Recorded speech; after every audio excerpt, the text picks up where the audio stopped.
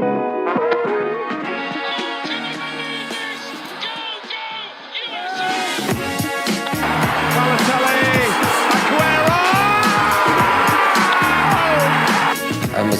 think I'm a special one.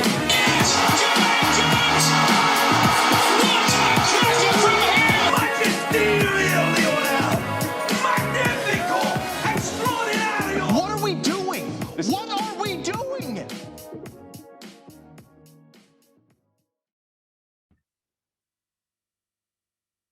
All right, we're back. This is episode 24 on the Half Turn podcast. What's up, Chad? What's going on? Been watching a lot of soccer recently. Got a lot of free time. I'm loving it. Nice. Yeah, free time's nice. We're 24 episodes in. Oh, this is our 24th. We haven't gotten any better at the intros. I would think our banter or our knowledge of the game has gotten better. How we use like words to describe the game has gotten better. Our intros, not so much. Gotten cornier as we've gone along. I can tell you our graphics definitely have gotten better. That guy doing his graphics, man. I know, right? He needs a raise. How about the guy running the socials? It's okay. Yeah, it's all right. It's episode 24. I'm thinking we run through the Champions League final. We did this last year as well. It's to me, it's better that, there's reaction shows. There's like the news, the hot takes, talk about the goals, referee decisions, whatever. I'd rather like look at the game and see like what worked, what didn't work, how the teams try to like approach the game, and then like let all the other stuff settle and kind of see where it goes. So I have, 3-4 pages of notes here in my notebook after rewatching the game. Rewatching the game.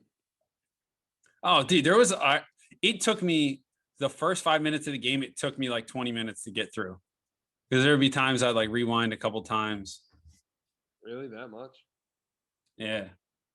And then I was like, all right, I can't do this the whole time. I think we're going to be a better version of Micah Richards and Jamie Carragher. I do like them though. If only you could do a Jamie Carragher impression. Jamie Carragher. I speak up. I seriously can't hear you. Jamie Carragher. One more time. Jamie Carragher. All right. That's not good. What are you wearing? Oh, I got my Juventus pre-match kit on. I wore it before, but collection's getting kind of low. I need to restock on something. How about you? You don't have any of your Chelsea jerseys there with you? No, I don't. Yeah. I have like 4 too. Yeah. So last episode, I wore my Pulisic. It's like kind of like the whitish, like gray Chelsea jersey. Somehow I have 2 Chelsea training jerseys, like the pre-match training kits. I don't know where I got them. I just have them. One of them might be yours. But I figured I had Chelsea last time, and in honor of my fallen boys, I got I think it's like a 2017, 2018 Man City jersey. I had this for a few years, but The fallen boys? The fallen soldiers. Coming out as a Man City fan? No, I'm not a Man City fan. I'm just saying, like, I'm a Man City appreciator, I would say. Everyone heard that. You're a Man City fan now. No, I'm not a man. So the joke, if you're listening to this, you probably know, but the joke is that, like, first of all, Chad's an Everton fan. He has no room to talk. But, like, it's so hard for me to find a European team, not just English, just a European team to get behind. But I also think it's because I need to be an authentic fan. I don't want to just be, like, pick some random team and just stick with it. So, like, if I can't find a real reason to get behind a team, then, like, I'm just not going to pick it. So I've gravitated towards Manchester City in the past few years because I really like Pep Guardiola. I like how they play. Now, I'm not sitting here, like, rooting against or for them in certain games. I just, in general, appreciate what they do from afar. Fair. It's fair to appreciate them. But in the past, it seems like you've always kind of liked the best team. I don't know about that. You got to talk up. I can't hear you. You used to be a huge Chelsea fan. I don't know about that. Growing up, and then you were a Leicester fan for like 3 seasons. What happened? Like, you were literally a Leicester fan. So maybe your definition of a fan is wrong because I wasn't a fan. Maybe I was just an appreciator. But yeah, Chad always makes fun of me because last time Chelsea won the Champions League in 2012, I guess you could say I consider myself a Chelsea fan, but like really what it was is just like, I like their team. I just watched a lot of their games. I was, like, I had a Chelsea phone case. That seals the deal. That seals the deal. I mean, can't talk. Everton lost Carlo Ancelotti today. That's brutal, man. Maybe I'll take James with him. I mean, we came in 10th anyway, so no, still disappointing season anyway. But yeah, we're the top players like we should be. I'm thinking we do. That would have been a good point for last podcast when we were reviewing the European leagues, but we'll do like a Euro preview as well, and then maybe in there we'll sneak in like some news and whatever. So hopefully there's some good transfers this summer as well. Do you want to get started? Yeah. So obviously Chelsea wins 1-0. If you listen to our preview podcast, we got a lot of stuff right, man. It's not like we were coming out with bold predictions, but we predicted most of the City lineup correctly. We knew they weren't going to play with Gabriel Jesus. We knew they were probably going to play with some sort of a false nine. I thought it was going to be Foden, but really what they did, they played De Bruyne up there and Foden kind of underneath most of the time. And I think that was because they just wanted more. I think they wanted more dribblers, more players. I don't know if it's just Guardiola being a little bit cocky, but like if you just get more ball players on the field and you have the ball more, it suits your style a little bit better. We knew, so I said they would come out with Rodri as a center midfielder, thinking that they want to get a more like attack minded. So Rodri's not a Fernandinho. He's not going to break stuff up as much as he is, but he's a little bit better with the ball. But they went even more extreme and just played Gundogan there. And it was Gundogan, Bernardo Silva, and basically Foden or De Bruyne, whichever one wasn't up top at the time. So yeah, we also said no João Cancelo. So it was Zinchenko and Kyle Walker. And kind of like what we said, Zinchenko, he provides the extra cover in there. So it was kind of Gundogan and Zinchenko as like those two holding midfielder type, protect the back line kind of thing. Yeah, I think the story coming out of the game really is Pep's decision to play some of the players he did. Mm-hmm. Yeah, I mean, I heard a stat that only 2 times this season they started a game without Fernandinho or Rodri in the whole lineup. Wow. And Gundogan being City's top goal scorer on the whole season. Yeah, he's been really good getting into the box. Yeah. No, and he didn't until Fernandinho came in, and I think that's when, we'll get to that, I guess, but that's when Man City started to look a lot better. When Fernandinho came in, Gundogan went up farther. Another thing, I think Foden should have played out wide. He's been so good out wide. Yeah. This whole season. Mm-hmm. Yeah, and I do think, maybe Sterling could have done the job up there and just have him like run into the channels and open up space underneath for a guy like De Bruyne. But we'll get into like kind of the game plan later. I mean, let's keep going through pregame stuff. Chelsea 11 come out. Obviously, we're disappointed because Pulisic's not starting, but I think everybody knew he was definitely going to come in, definitely going to play a role. And I think in like modern soccer tactics or coaching, like it's pretty clear that a lot of these coaches will like put this game into certain periods, and they know like maybe that third, like if you split the game into thirds, Pulisic is a game changer in that final third of the game, the final 30 minutes or so. So I think that was the plan the whole time for Tuchel. Especially, I mean, Werner, Havertz, they haven't been great all season. They ended up doing pretty well this game, but I thought they both had really good games. Yeah. Werner and Havertz, probably the best. Can't say the best game I've seen them play for Chelsea, but they really performed, like especially in the Champions League final. Yeah, I'm looking this up now because Tammy Abraham wasn't in the squad, right? No, but bro, he was the first person to be out there celebrating when they won the when they lifted the trophy. Did the thing? He started filming. I saw him out there with a jersey on. I don't think he made the squad. It's always good to have a hype beast on the team, but I don't know if you were saying it, but I was saying on this podcast, I didn't think he's cut out for Chelsea. So I think Tuchel kind of realized that as well. But he doesn't fit what Tuchel wants to do either. No. Let's see, what other pregame thoughts did I have? One of the things I was thinking before the game, I wrote down some notes, and I thought, can they basically suck the center backs in. So can De Bruyne or Foden stay high enough to maybe like pull Rudiger out of his spot a little bit, and maybe it's a Mahrez or a Sterling, running in behind. You see, So that's something that I picked up on throughout the game is Rudiger would usually be the one following. It might be Bernardo Silva, Foden, either one of those two. If they were to check, Rudiger would literally follow them yeah, all the way, like even past his own like half. yeah, Would follow them all the way. Aspilicueta not as much, but they would just Chelsea would then just drop into a back four, and yeah. it didn't look like there was even any space in behind. hmm Even when Rudiger followed one of those attacking midfielders. They wouldn't like sometimes when teams play 5 in the back or 3 in the back, you'll see like maybe the wing backs are a little bit higher. I mean, for the most part, that was a back 5. And then like they got in their back 5, and then it was like, okay, one guy could step in and then we all like make it tighter. So like Rudiger, he goes on adventures, man. He could step out anywhere, and that's what he's good at. He's a menace. So yeah, I thought the City lineup kind of first bad decision, I would say. Like, I don't want to.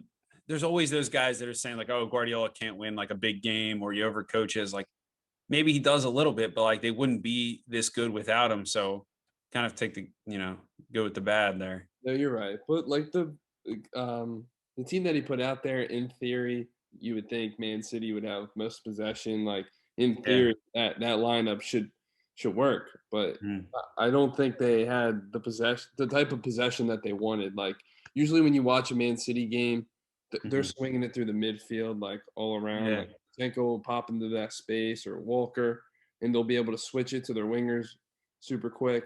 I think it was more like possession around the back, not being able to find anything through the middle. And that's because of Conte.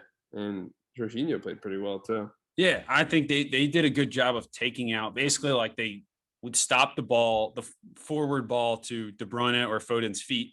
And then from there, you block that pass and then you just keep moving forward. And then, if you're sitting with 11 guys behind the ball and 5 in the back line, you're going to find spaces. But a team like City isn't going to go direct or anything like that. So, like, once Chelsea got organized, they, like, really cut off that space. And a team like City, they're always trying to find, like, little through balls and that kind of stuff, like penetrating passes. And, like, it just wasn't there. You mentioned this in the preview. Zinchenko would probably come, if he played, which he did, would probably come in and play like as like a center mid sort of, which is what he does. And you could see like first minute of the game, he literally jogs to center midfield. Yeah, that was literally. It's funny because that was the end of my pregame thoughts. My first note when I was watching, I didn't take notes during the game. I just took notes on the replay. First note: Zinchenko inside, like we said, back 3 of Walker, Stones, and Diaz. So that's you could see that like right from the start. You want to just kind of go through some of these notes. Some of these are in chronological order, but other times they might be like reoccurring. So I kind of go over it twice. Okay. I noticed, so most of the time, like I wouldn't write it down unless I thought it was either intriguing or it was a trend. Maybe it happened once or twice. I noticed De Bruyne and Foden, one would check, one would try to get in behind. Was it a convincing run in behind? No, not really. But it was like I'm doing the work. I kind of have to do this. And then like, so if one checks, one gets in behind, maybe the in behind run is just like a looped run to find some other space somewhere else, not really looking for a through ball. Yeah, I don't know if you guys picked up on the CBS feed or whatever. The one commentator, not the main one, the play-by-play, but the other dude, said he heard Pep Guardiola on the sideline say, Foden play as striker, De Bruyne come as 10. That's what he said he heard Pep Guardiola say. So at some point in the first half, they switched it around. Yeah. I honestly thought they were too close together most of the time. And then like when they're too close together, Conte and Jorginho would be like close enough where like either one of them could screen them and take them out of the game, or both of them would be there. One would take them out of the game, and then there's just like less space for everybody to work. I would say up until maybe like it was like pretty back and forth. Like Chelsea had some good like spells of possession or like chances to counter and play direct. and then City would kind of control it for a little bit. So it wasn't like one or the other. Watching the first 15 or 20 minutes, I would still say City's probably the better team, but Chelsea did look a little dangerous. Chelsea looked dangerous. Werner probably could have like 2 goals. Yeah, I would say Stones looked a little shaky early. He had like 2 little mistakes. Then he settled down. I have here Chelsea building up in a 3-2-5. Yeah, so it would basically be if Reece James got high enough, if Chilwell got high enough, Conte and Jorginho in the middle, and then the back three as Bill Equata. It started as Thiago Silva, and then he got subbed out for Christensen, and then Rudiger, who none of them are like great with the ball. Like City spent, like I would say at like the 20-minute mark, which is high pressing, literally everything. Yeah, they didn't really let them play much. It's not like they were great like building out. Right. I did notice one thing was like Mount or Havertz would be. So if you think about Chelsea in like a 5-2-3, which is kind of like their defensive shape, and they're trying to build out, Havertz or Mount would start kind of central, closer to Havertz. They would check wide to the wing, and if they didn't get it, they would check down, and that's probably to either draw guys out of their space, and then Werner would make that run in. So like, let's say it was, I think Havertz on the near side in the first half. So he's like their right forward. Havertz would check out, and maybe Zinchenko or Diaz would kind of cover him. Then he would check back like 4 or 5 yards. And then Werner would make that run in the space. They try to hit Werner if they couldn't get it to Havertz. And Mount would do the same thing on the other side. Definitely. I don't know if you want to talk about the goal yet, but that basically explains the goal. Yeah, we'll get to the goal in a sec. And then, on that play, I have here like the opposite side attacker would just go to the center, right? So if Werner makes the run to the right channel, it would be Mount would just occupy the middle, and then you kind of get guys going towards goal. Let's see. See, the problem with my note taking is that it's literally just points. It's not like organized into like Man City notes, Man City build up, Chelsea build up. Yeah, so you just touched on Chelsea a little bit. I didn't have much on Chelsea build up, but there wasn't a whole lot of build up. Yeah, I know. I just took note of like how Werner would run the channels. Yeah, and I think it was that led to the goal. I don't know if you want to talk about the goal yet, but no, let's wait on the goal. But I do got to say, like rewatching it, like so we're all hard on Havertz, right? We say, he misses chances. He's not clinical at all, but he's pretty good. Like he's good at those runs, and he could hold the ball up a decent bit. Like you play him a ball into the channel, like he'll get a couple touches on it and like hold it up or take the ball where he wants to go. Yeah, and I like how he just like keeps doing it too. Yeah, like he doesn't just stop. Like most people might miss a chance and be like, this. Yeah, he just I like how he just keeps going. He can't finish.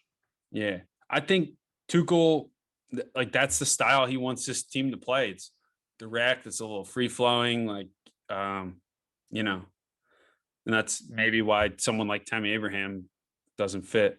When City would have the ball and De Bruyne would check back, I noticed as Bill Equata would follow him a couple times, and he'd be like really tight on him.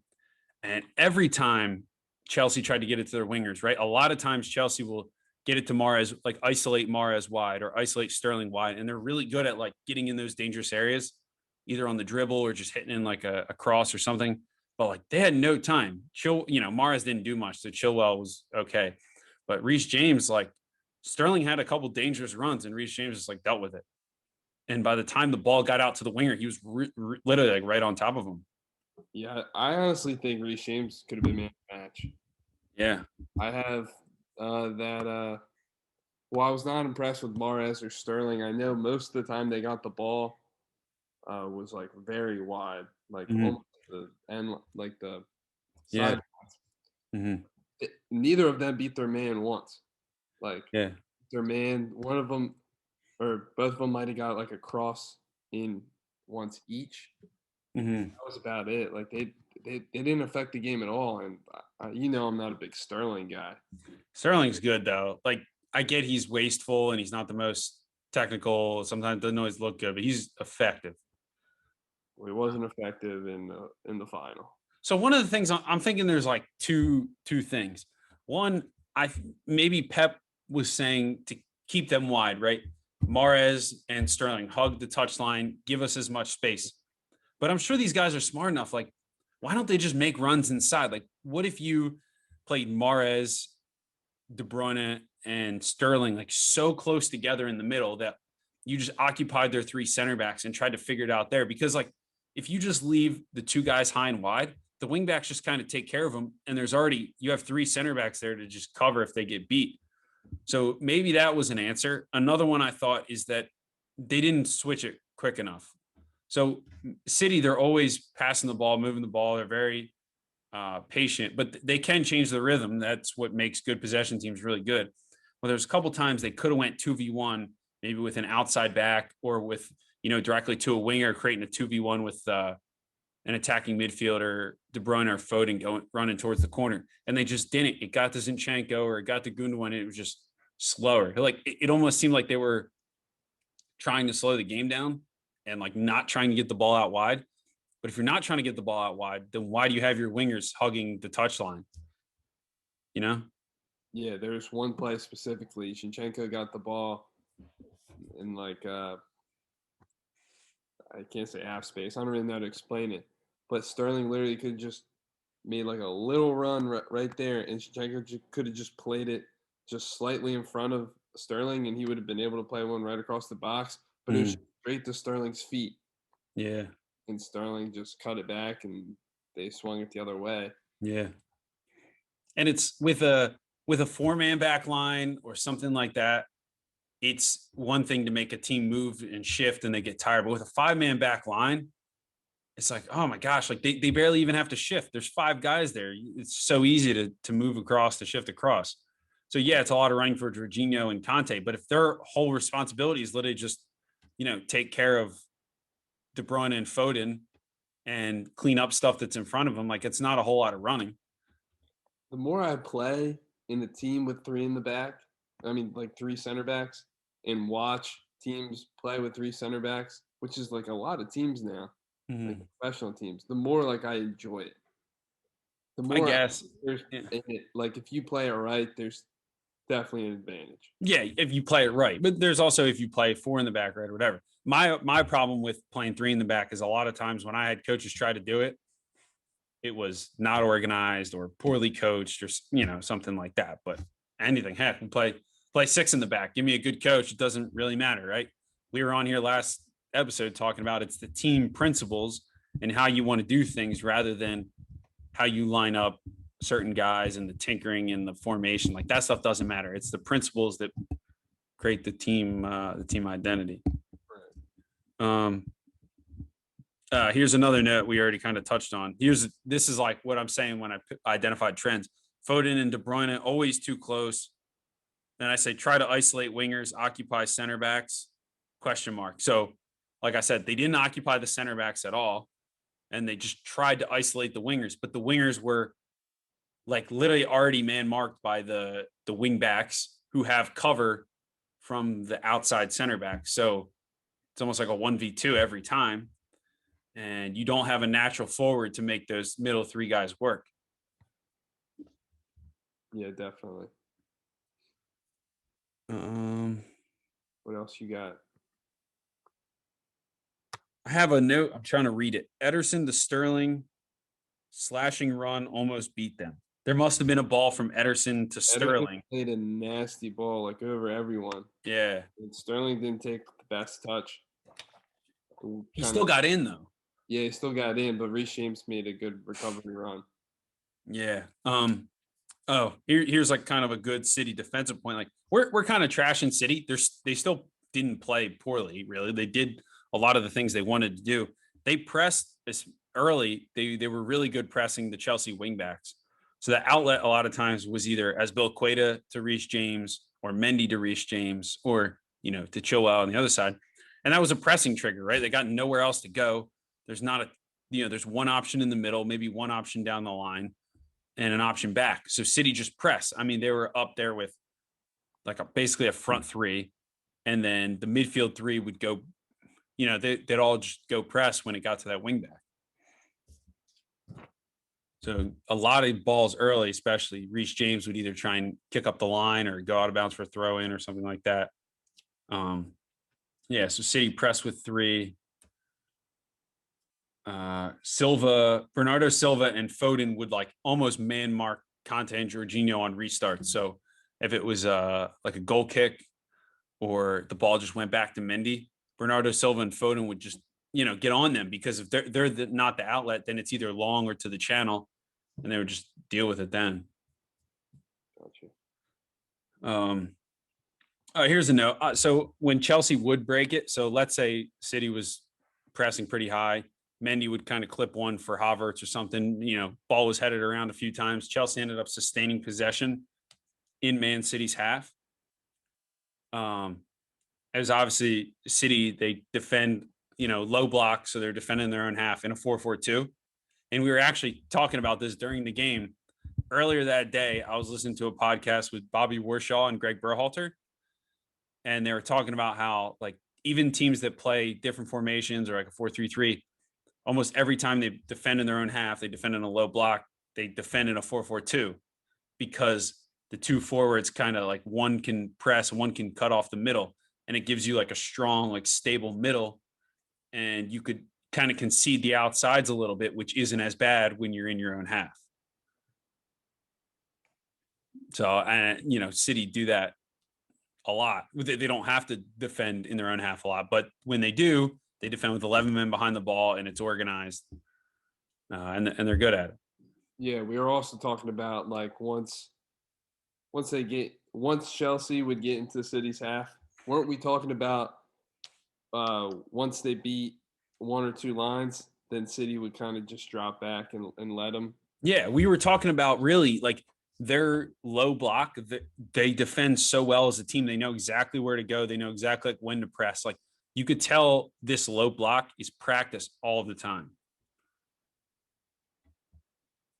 Right. Good point. Thank you. Appreciate that. So I have, but going back to the City high press, Chelsea's answer to this was Mount and Havertz would, like I said earlier, they would check wide and then check down. And then Werner was always that outlet. So maybe they weren't always trying to go to Werner, but they were like, okay, if City press high, Werner's making that run into the space, we got to, get guys checking, so that way Werner has more space in there. And if the pass is completed, he could hold it up for us, or like put City on their back foot. Yeah. So that's where I kind of thought Werner played pretty well. So right before the Chelsea goal, I think City started to take some of they were close to scoring a few times. De Bruyne almost assisted Foden. I think Rudiger had like a last ditch tackle on him. Yeah, that was a great chance. Great defender. Yeah. At this point, City was pressing like really, really high. Chelsea almost got out once or twice. I remember that. I forget. I don't know if one of them ended up being a throw-in or something, but almost the exact same play with like a long ball from Mendy out to the left. It didn't amount to anything, but it looked exactly like how they built up for the goal. Yeah.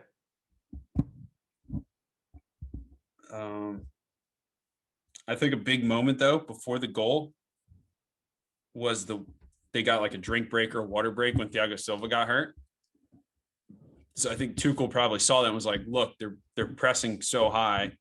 So he gets them in for the break. They tell the team, look, they're pressing so high. Look for this ball. And that's when they got the first one that almost created a chance. And the second one was the goal. So I think Tuchel's probably saw something there. Was that a water break, or was that just because Silva was hurt? I thought it was a water break, and then I realized Silva was hurt. So I think it was just because Silva was hurt. Also very cheeky on his part. He knew he was coming off, right? When he got hurt, he signaled for a sub, but he played another like 2 minutes and then went down again to give Christensen more time to warm up. Yeah, makes sense. I remember you saying during the game, you're like, why would you kick it straight to Christensen? Yeah. I was talking about the first ball. So it goes back to City. City plays back to Chelsea, and then we restart. But don't kick it to Christensen. You don't want him to get comfortable on the ball. You can't go press him because it's like not really what you do. But they kicked it straight to him, right? Yeah, it's like, here you go, buddy. Like, get comfortable on the ball. Like, you don't want to do that.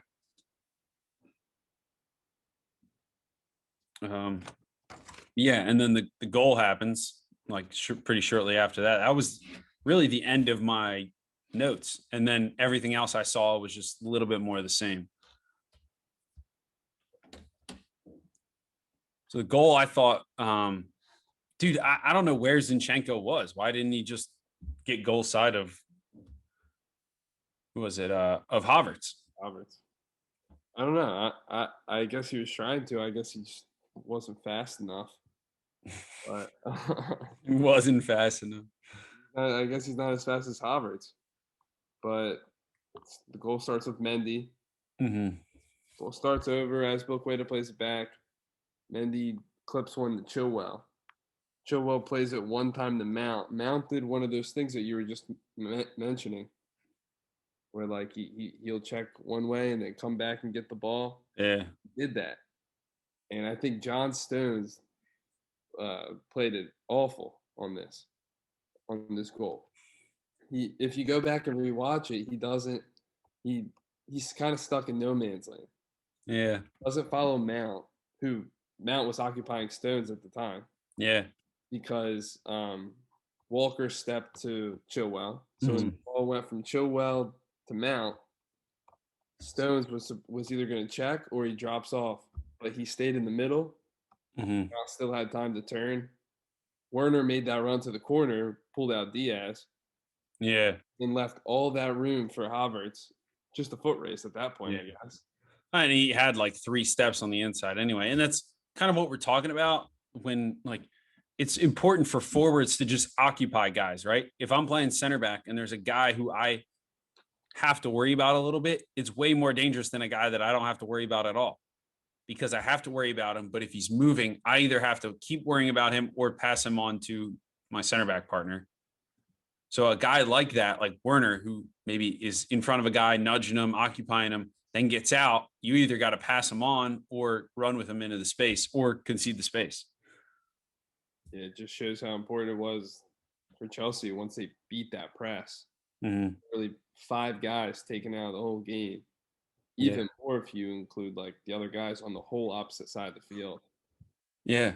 There was, I actually have in my notes one time, they played out to the left, and I think Chilwell headed it over to Mount or something, and it ended up with a switch to Reece James. I don't know what James did with it, but like it was basically, we have to get it over there. But like there was, City's press was so good that the only thing on was a long switch.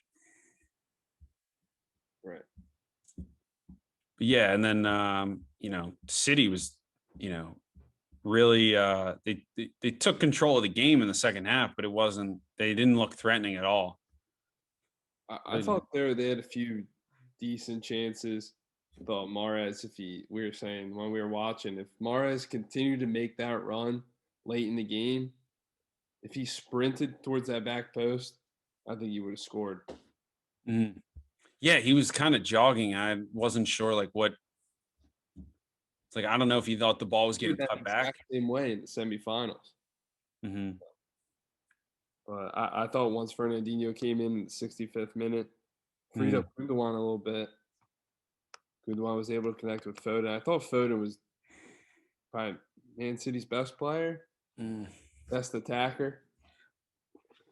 Yeah, I guess it's not really a high bar. The chances for City. I do think City probably would have gotten a goal. I think Pep would have made some better adjustments, like if De Bruyne could have kept playing. But honestly, dude, like the more I think about it, Rudiger should have got a red card for that tackle on De Bruyne that hurt him. Dude, like that's a 15-yard penalty in the NFL. He literally launches himself out there. So 1, it's a tactical foul to stop the play. 2, it's just like a hard foul.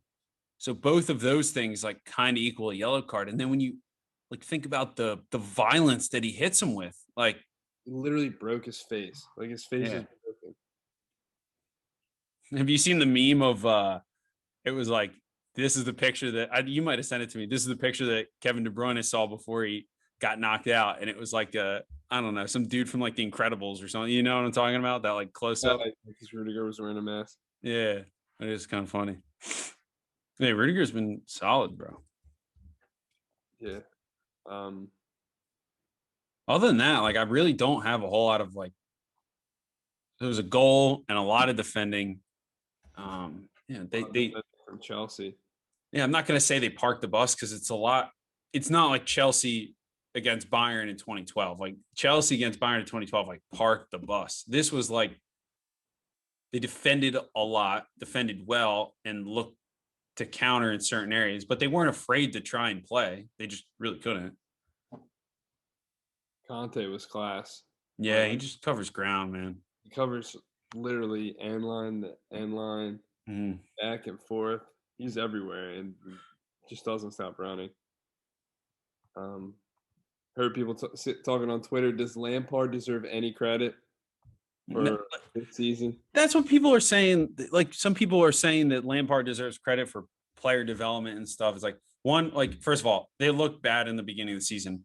I forget who was in their Champions League group, but I remember it being a bad group. But he got him out of it, so like yeah, give him some credit there.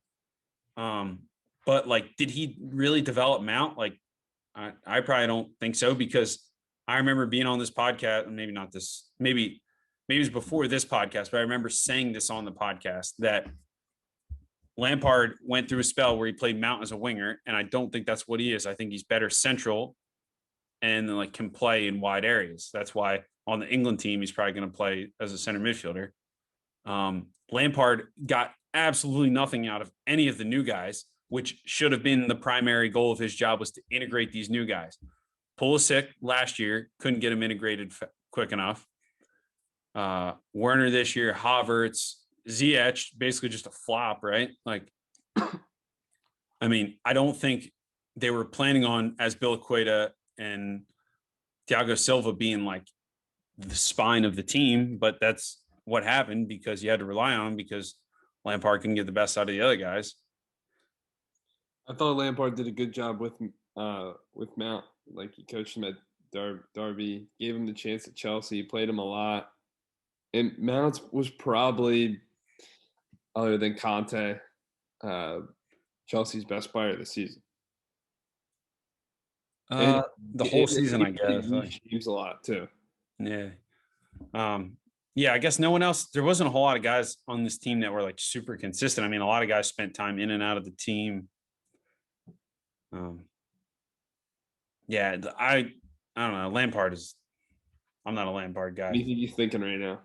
Think he's happy, or you think he's like I don't know. I don't know what he's doing, but like the team was struggling in the league, and Chelsea finished top 4 and win the Champions League without him. Like, yeah, he probably feels like crap, honestly. Yeah, but that's like his team now. Like he played for Chelsea, coached Chelsea. I guess like you could have coached him a little better. I guess like blood is blue. What was I gonna say? I think I had something to do with Lampard, but I forget. Yeah, I don't know. What else do you take away from the game? I thought the post-game celebrations were kind of cool. I mean, it was cool to see Pulisic in the U.S. hoodie lifting like Champions League trophy. Like that's crazy. Like, yeah, that was really cool. I do think some people are overreacting a little bit. Like maybe it's just because we're not old enough and we don't remember like the real struggle. But some people are like, I never thought I'd see the day an American would lift the Champions League trophy. My mind, I was always just like, it's just a matter of time. Like it'll come. Like, yeah, maybe a kid from Hershey probably wasn't the most likely guy, but it's cool that it's him. But I don't know. To me, it just seemed like there was an American was going to do it at some point. Yeah, either way, no matter who won the game, there would be an American that won it. Yeah, but it's different with Pulisic than Stefan. And then Pulisic playing, dude, he should have scored a goal too, man. Oh, you were so close. We would have went nuts. Yeah. And no, but remember, I'm a City fan, bro. I can't go nuts. Nah, you probably would have been like, no. Yeah, no, dude. My citizens. My citizens. Yeah, it's the stupidest name. Citizens. You're a citizen now. What else? I mean, like, so most of the time finals are boring. This wasn't a boring final. There was like good amount of action, good amount of storylines. It wasn't. game. Hmm? For it being like a 1-goal game. Yeah. I don't know. I think a lot of the storylines are pretty played out by now. I think with two English teams, the storylines just get brought up over and over again. And like you see the games fairly often too. So Who won the EFL Cup? Was that City? I think so. Yeah. So City won the Premier League. They won the EFL Cup, if we're correct. We might be wrong, but I'm pretty sure. Yeah, I think so. And City was trying to go for all four, trying to win the FA Cup and the Champions League. Chelsea knocked them out. Knocked them out of the FA Cup. Yeah. And then not beat them in the Champions League final. So basically, Leicester could win the Champions League final because they beat them in the FA Cup. And I don't think City beat Chelsea at all this season in the league. Yeah, I don't think so. You think about it real quick? Yeah, I was like, I was just going back, because I'm a citizen. I just know all of the results. Yeah, right. I got a lot of people like, dude, like sometimes people's like hate on Pep Guardiola gets me mad. I don't know why. Like I'm not like a Guardiola diehard here, but the people that are like, oh, he needs so much money to like he's got to spend so much money on these players and do this and that. Like that's not why he's a good manager. There's clearly levels to Ruben Diaz when he comes in, or John Stones, or Riyad Mahrez. They're at a level. They're already good. Some might be world class. Mahrez was not world class when they brought him in. Ruben Diaz, most people probably didn't even know who the heck he was. So they bring him in, and then like under Pep, under the system, because of what he does, they become world class or play like world class players.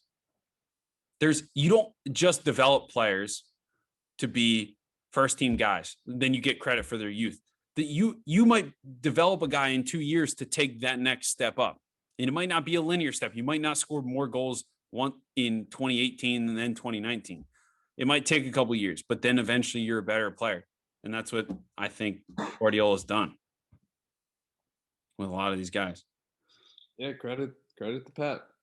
But can he A lot of people don't. They're just like, nope, he spends too much money. Well, because I guess he's given that much money. And he uses it, and he gets the best players to try and play the best soccer. Yeah, I mean, I'm sure. Somebody commented on one of my things and said, Tuchel's the best tactician. Like, okay, I guess you could say that, but could Pep set his team up to play like Tuchel? Heck yeah, I'm sure they could. But they've been training like this. They have the right players, the right system, the right mentality, right team principles to play the better style of soccer where they don't need to counterattack. I'm sure he could tinker with tactics and do that and let them counterattack and whatever. But I'm sure if you gave every coach a chance, they would want to play the better style, the progressive style, the style where they have the ball most of the time. It's a harder style. You leave more room for error. Like, do you think he overcoached in this final? Is he like overcoached? Probably not. Like he could have overthought it, and maybe if he kept it a little more simple, then it could have been a different result. But I'm not going to blame him and say he overcoached or he did too much because you don't know what the players were thinking as well. Like, it's been 10 years since he won over 10 years since he won a Champions League final. But it's also fairly random as well. But he's coached at the biggest clubs. I mean, he's had the best team. Like you could say, if you took, you could say his teams in those specific years were among the top three, probably the best in most of those years. 7 out of those 10 years at Barca, at Bayern, a couple times at City. He's breaking records. He has like what most people say was like the dominant team in Europe. And who knows? Like Chelsea could start next season with the same team with Tuchel. They might finish 4th and get knocked out in the round of 16 in the Champions League. This Chelsea team is not convincing. Now, this City, I'd rather bet City to win the Champions League next year than Chelsea to make the semifinal. I'm more confident that City will be back and succeed rather than Chelsea will be back. You get what I'm saying? No, yeah, I agree. Yeah. And I would put more money on City to win the league. Huh? I'm just saying one-off games. Yeah. That's all I was saying was with Pep and like just Yeah. one-off game.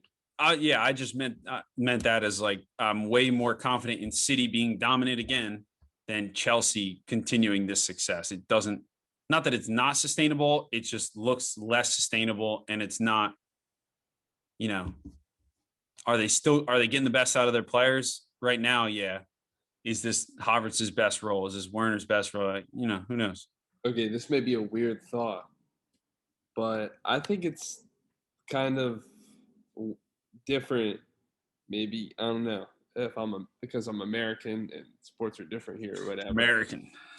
But how Chelsea finishes 4th place in the Premier League, but wins the Champions League. Like what's the mentality there? Like, Yeah, I was kind of thinking that too. You think like you came up like short? I'm confused. Yeah, I was thinking like the players, like, man, they're like, oh yeah, like champions of Europe, like best team in Europe, and it's like you like barely scraped by to get to what your goal was before the season, and spent boatloads of money to get there, and didn't play an attractive style most of the season. Like, yeah, heck yeah, it's a success. Anytime you win a Champions League trophy, it's like heck yeah, but like, and we're not fans of the team, so it's hard for us to really say that. But other than that, if they lost in the semifinal, is this a successful season? They got it right under Tuchel, but it's not great. And dude, they had the easiest path to the final. You replay this again, it's not even close. Chelsea doesn't make it again. Imagine two game difference. Leicester ends up winning their last game of the Premier League, and City just ends up winning the final. How much different Chelsea's season ends? Yeah, like are they thinking, what do they do with Tuchel? I mean, like that's how quick they switch managers now in soccer. Yeah, and dude, like all of the best teams, I need to pull up the bracket, but you had Bayern, you had PSG, you had City, all on that side. Chelsea beat. I mean, I thought Juve was pretty bad this season. So Porto beats Juve. Porto's good. They're not at that quality. So they beat Porto. Then they beat. Then it was Real Madrid, right? Yeah. Yeah, it's like that team was. They weren't anything special this year. So pretty obvious to me that was an easy run. It'd be like, like in the NCAA tournament, like a 3 seed makes the Final Four, but they only had to play a 10 seed and like a 14 seed on the way to the, it's like great run, but you also got some help along the way. Definitely. While City just looks so convincing against teams like PSG. Who did they play the round before? Do you know? No, I don't know. Can you look it up real quick? Yeah.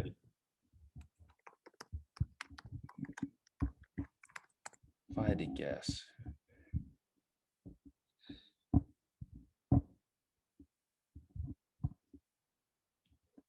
On that side of the bracket too was Barca. I mean, PSG had to beat Barca, Bayern. Then City took them down. You have it up? Wi-Fi's running slow. Oh, bro. Well, it's not that big of a deal. Anyway, you guys get my point. They beat Dortmund.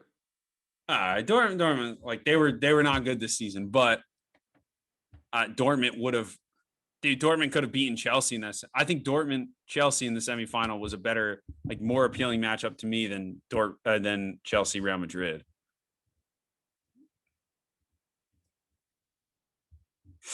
Was Tuchel the manager when they played Atletico? Chelsea?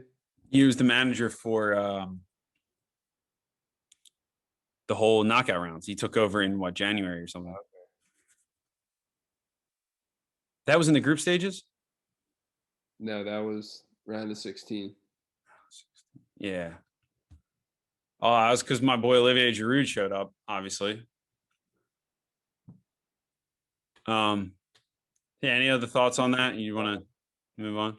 We saw him warming up during the game. Yeah, I thought they were going to put him on.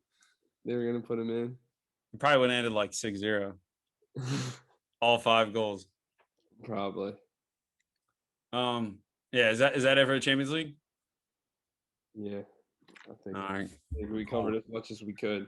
Yep. If you're still listening at this point, you're a real one. So, if you're still listening, you got to comment or something on one of our things and let us know you're still listening. Because yesterday I sat down, had no idea the Euro U21s were going on. I haven't seen it anywhere.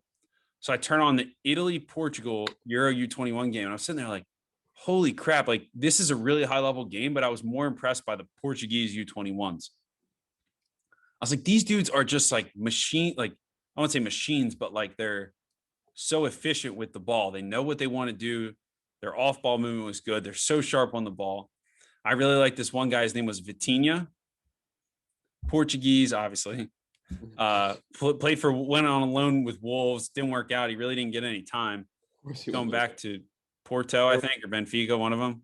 The Portugal U21 team is probably Wolves U21. Yeah, but dude, the thing is, I looked up a lot of these guys, and a good amount of them, like this guy Vitinha, like he doesn't have established professional, like he's not like a beast at some big team, and so I think it just goes to show like there are really, really good players at these youth levels, like whether it's, Porto B or like a certain team's U21s or U20s and like the Portugal U21s, like it's not a linear path. Like somebody playing for the Portugal U21s might be able to step into the first team of Portugal and fit and hold their own. You know what I mean? Yeah. I was just about to say something. I forget what I was going to say. But dude, like Portugal play on Thursday. I think they play Germany, and I'm definitely either gonna watch. I don't think I'll be able to watch it live. Maybe I'll record it. U21s. Yeah, bro. What's that? Isn't that semis? Quarters? Yeah, it's the semis, dude. I'm telling you, this Portugal team, like maybe I just caught like a really good stretch of like 20 minutes, but I was like, this is like really high level. So I was looking up this guy Vitinha, and there's a forward that played for AC Milan. There was a defensive mid I thought was pretty good. So I was like really impressed. It was a heck of a game too. Who's on the other side of the bracket, Spain and somebody else. Nice. I'll check it out. I still got to rewatch the USA Switzerland game. Yeah, same. I figured we'll do like next podcast or whatever. We'll do a full review on the US camps and Nations League results and all that stuff. All right. World Cup next week. Oh, let's get it. Euros in 10 days. I'm getting pretty excited, man. Everyone's releasing their squads. There's going to be soccer on every day. During the day at night. Good thing you got so much free time, bro. So much free time. Maybe you should read a book. I don't like reading. I like watching. When you watch the game, you're just taking mental pictures in your head anyway. I read the game when I watch. It's simple. All right. You ready to go? Yeah. All right, dude. Dude, I just realized, what if I didn't press the record button? That would be brutal. Yeah. We'd have to redo it all again. Mm. We would have to rewatch the game and pick up on the first Redo our notes. All right. So that's episode 24. Remember, please leave us some ratings, subscriptions, thumbs up on YouTube, whatever. All right. Follow our Instagrams. Yep. Peace. See you guys.